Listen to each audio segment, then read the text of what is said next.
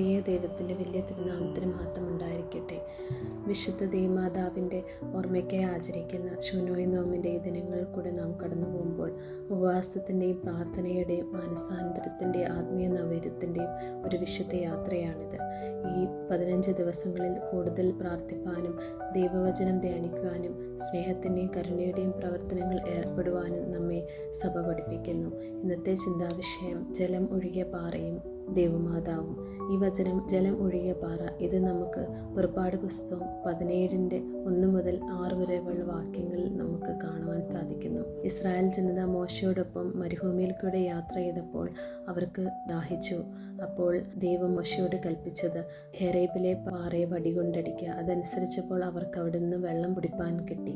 ഇതൊരു ചരിത്ര സംഭവം മാത്രമല്ല, ക്രിസ്തുവിനെയും രക്ഷയുടെ രഹസ്യത്തെയും മുൻകൂട്ടി കാണിക്കുന്ന ഒരു അടയാളമാണ്. ഇതിൽ ഒന്നാമത്തെ കാര്യം പാറ, അത് ക്രിസ്തുവിനെയാണ് സൂചിപ്പിക്കുന്നത്. 1 കൊരിന്ത്യർ 10:4 പറയുന്നു, അവർ കുടിച്ച ആത്മീയ പാറ ക്രിസ്തുവായിരുന്നു. ക്രിസ്തുവാണ് ജീവജലത്തിൻ്റെ ഉറവിടം. അവിടുത്തെ അടുക്കൽ വരുന്നവർക്ക് ആത്മീയ ദാഹം തീരുന്നു. അതുപോലെ പാറ ഉറപ്പിൻ്റെയും സുരക്ഷയുടെയും പ്രതീകമാണ്. എല്ലാം മാറിയാലും ക്രിസ്തു ഒരിക്കലും മാറുന്നില്ല. പാറയിൽ നിന്ന് ഒഴുകിയ ജലം കൃപയുടെ അടയാളമാണ്. പാറയിൽ നിന്ന് ഒഴുകിയ വെള്ളം ജനങ്ങളുടെ ദാഹം മാറ്റി.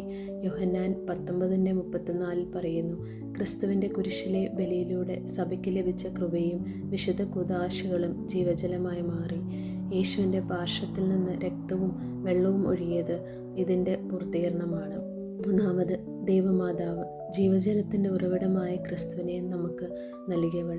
ദൈവമാതാവ് തന്നെയാണ് ജീവൻ്റെ ഉറവിടമായ ക്രിസ്തുവിനെ ഈ ലോകത്തിന് സമ്മാനിച്ചത്.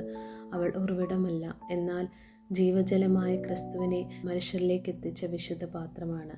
കാനായിലെ കല്യാണത്തിന് അവൾ പറഞ്ഞ വാക്കുകൾ ഇന്നും പ്രസക്തമാണ്.